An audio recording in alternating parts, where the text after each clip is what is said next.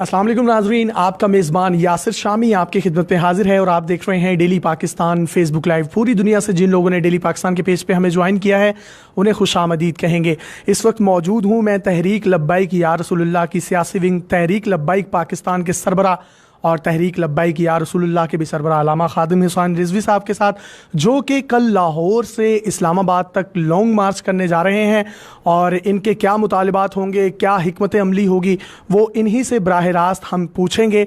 जबकि इनके सबसे पहले मुतालबे में एक मुतालबा ये है कि हॉलैंड की एम्बेसी को बंद किया जाए। नबी करीम सल्लल्लाहु अलैहि वसल्लम के खाके बनाए जा रहे हैं जबकि उनका साया ही नहीं था।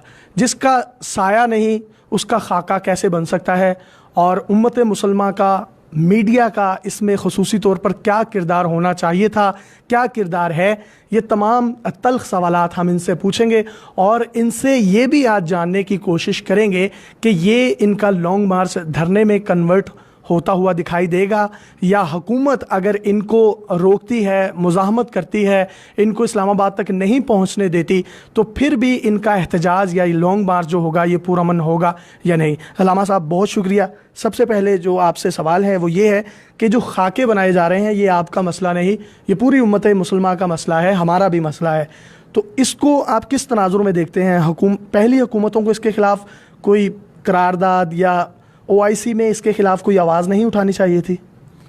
जी, बिस्मिल्लाहिर्रहमानिर्रहीम। आपकी तशरीफ़ आवरी का नहायत ही दिल की अथाह गहराइयों से शुक्रिया कि आप इस असास मसले में हमारे पास तशरीफ़ लाए।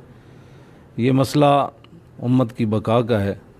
इमाम मालिक अलैहिर्रहमा से हारून रशीद ने जब पूछा था तो फरमाया मा बकाउल उम्मत बाद शत्म नबिया, कि अगर हुजूर के ख़िलाफ़ बात हो, हुजूर की उम्मत बदला न ले तो फिर सारी मर जाए।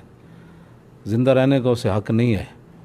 तो उम्मत अगर ज़िंदा रहना चाहती है तो फिर पूरी उम्मत को खड़े होकर हॉलैंड के गुस्ताखों को रोकना होगा, और उसमें एक आम मुसलमान से लेकर हाकिम वक्त तक सबकी ज़िम्मेदारी जो है वो बराबर है और सबको काम करना चाहिए इसमें।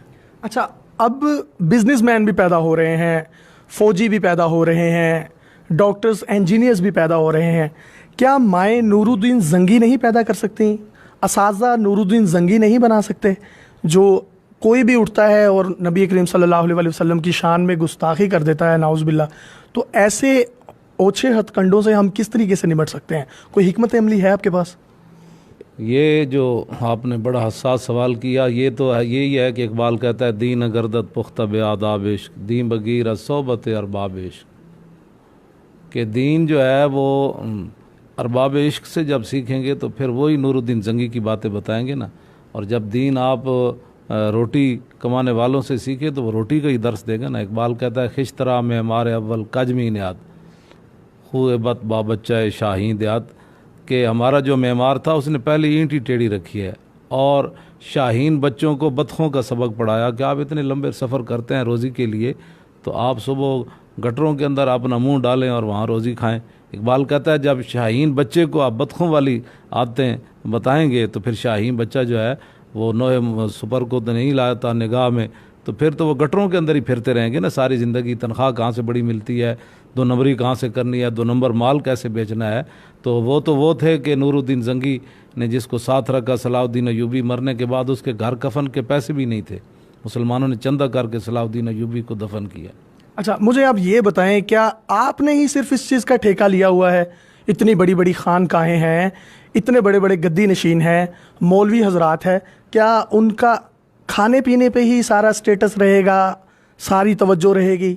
निकलना है तो सिर्फ अल्लामा खादिम हुसैन रिजवी ने ही निकलना है? ये उन लोगों के बारे में भी कुछ कहें ना। ये हैं तो आप लोगों की जमात के ही ना, आपके ही तमाम पैरोकार हैं। अगर पैरोकार नहीं भी तो उनका भी एक मजहबी स्टांस है। आपने ही ठेका लिया हुआ? मैंने नहीं लिया, लेकिन जिस तरह आप फरमा रहे थे ना कि भाई ये वो नूरुद्दीन जंगी कहाँ गया, तो इकबाल ने भी यही कहा था कि तूने पूछी है इमामत की हकीकत मुझसे, हक तुझे मेरी तरह साहिब असरार करे, है वही तेरे ज़माने का इमाम बरहक जो तुझे हाजिर व मौजूद से बेजार कर, मौत के आईने में दिखा कर तुझे रुख दोस्त, ज़िंदगी तेरे लिए और भी दुश्वार करे, दे के एहसास ज़ियां तेरा लहू गरमा दे, फ़क्र की सान चढ़ा के तुझे तलवार करे। जो आपने सवाल किया उसका जवाब ये है कि फितना मिल्लत बैदा है इमामत उसकी, जो मुसलमान को सलाती का बरिस्तार करे। अच्छा, मुझे लामा साहब बताइएगा, सुबह कितने बजे आप लाहौर से इस्लामाबाद के लिए निकलेंगे और हिकमत अमली क्या है, और पहला पड़ाव कहाँ होगा और आखिरी पड़ाव जब इस्लामाबाद में जाएगा, तो आप उम्मीद जाहिर करते हैं कि आपके इस्लामाबाद पहुँचने से पहले पहले हुकूमत कोई एक्शन लेगी और एम्बेसी को बंद कर देगी?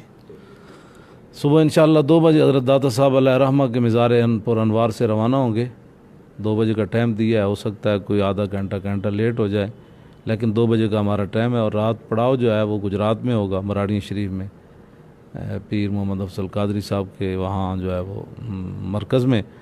तो इंशाअल्लाह राब्ते हर तरफ से लोग कर रहे हैं, तो ये हो सकता है कि अल्लाह ताला इनको हिदायत दे और ये हमारे निकलने से पहले जो है वो सफ़ीर उसका निकाल दें और अपना वापस बुला लें। और इनके ईमान का तकाज़ा यही है, पूरी उम्मत के ईमान का तकाज़ा यही है। पाकिस्तान की जो बुनियाद है, पाकिस्तान का मतलब क्या, ला इलाहा इल्लल्लाह मुहम्मदुर रसूलुल्लाह, लाखों लोगों ने जो मुसलमानों ने कुर्बानियाँ दी, उसका तकाज़ा यही है कि हमारे निकलने से पहले ये सफ़ीर निकाल दें। अच्छा, अगर वो सफ़ीर नहीं निकालते तो आप किसी जो है इंतहा पसंदी की तरफ जाएंगे इनके ख़िलाफ़, इन लोगों के ख़िलाफ़?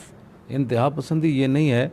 आप ये सवाल करें कि क्या आप रसूलुल्लाह के लिए जान दे सकते हैं, तो इंशाअल्लाह हम, इंतहा पसंदी का लफ्ज़ बिल्कुल ही इस मसले में नहीं है।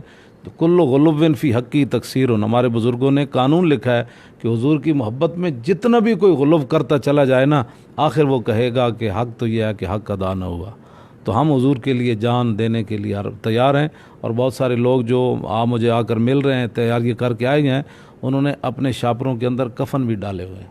तो अगर हुकूमत ने रोकने की कोशिश की तो उसके लिए क्या हिकमत अमली होगी? कुछ भी नहीं, हम रुकने वाले तो हैं ही नहीं। ये हुज़ूर की इज़्ज़त के लिए रुकना तो फिर अपने आप को तो फिर ये झूठा साबित करना है कि हम तो आंसू गैस को देख कर रुक गए, ये गोली आ रही थी तो हम सिरे।